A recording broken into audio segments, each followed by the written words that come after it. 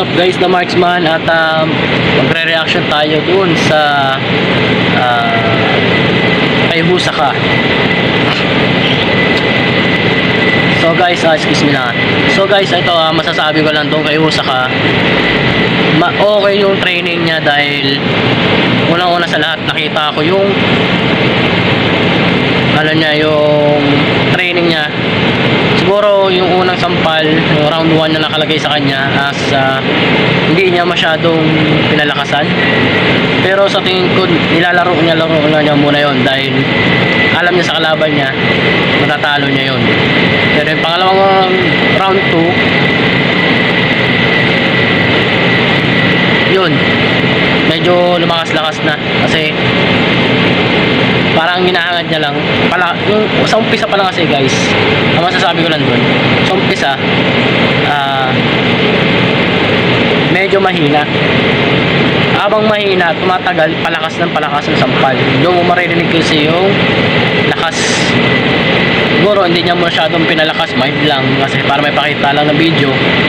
Pero sa akin okay na yun, sapat yun. Ito, so guys, ito panoorin nyo to. Yo, what's up? Ikaw, boy kulit. Tingnan mo to ngayon, panuorin mo to ngayon. Ha? Panuorin mo to ngayon. Ito, kasinlaki mo to. Sa tingin ko, kasinlaki mo to.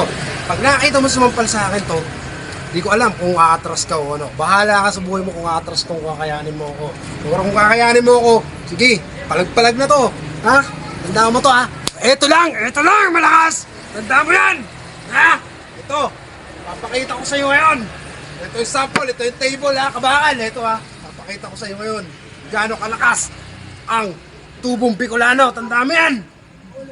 Okay.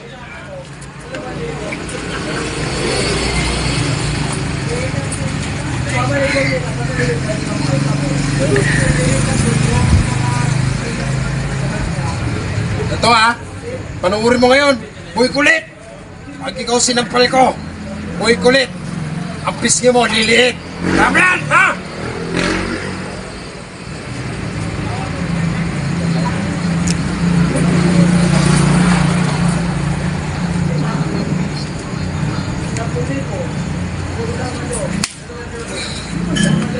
Basic! Basic! Kabakal eh, no? Basic! Panis sa akin yung mga yan, panis! Sinasabi ni Mac Highlord, ang bumangga. Maga sa akin, ang bumangga, dapa! Sapa!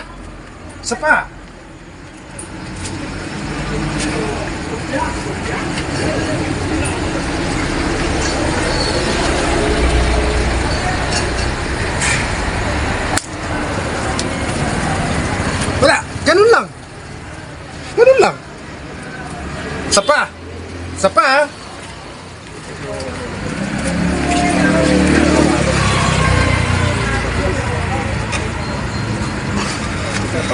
Wait lang ha.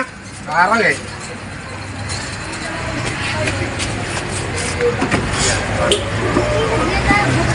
Ito, ang last.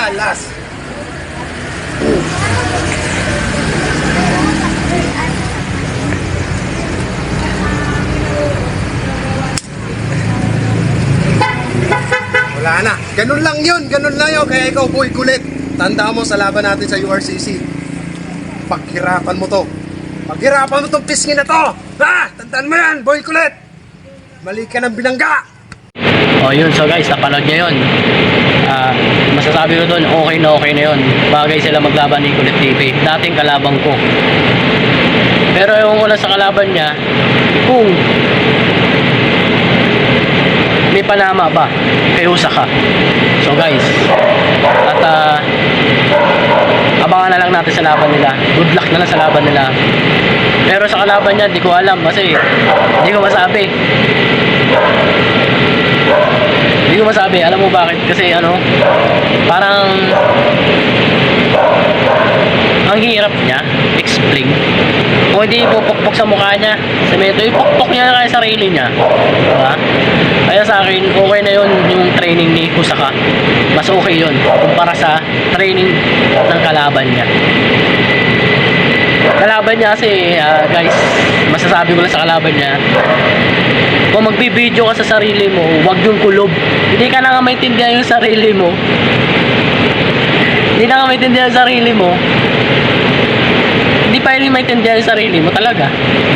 Kasi hindi boses nga lang, hindi nga maintindihan eh. Kulob na kulob eh. Susunod, kahit sabi nga nila, ibaling pawisan ka, basta yung buo yung boses mo. Hindi yung pabulong na parang bubuyog. Paano malalaman ng kalaban niya o sino kalaban niya? Hindi, didikit pa yung speaker mo sa cellphone. Yan ang, yan ang pangit dun. Para kang bumubulong. Kaya mas okay to, si Osaka, dahil talagang may panama talaga to. Proud na proud ako dito. So, Osaka, galingan mo sa laban. Good luck. Thank you.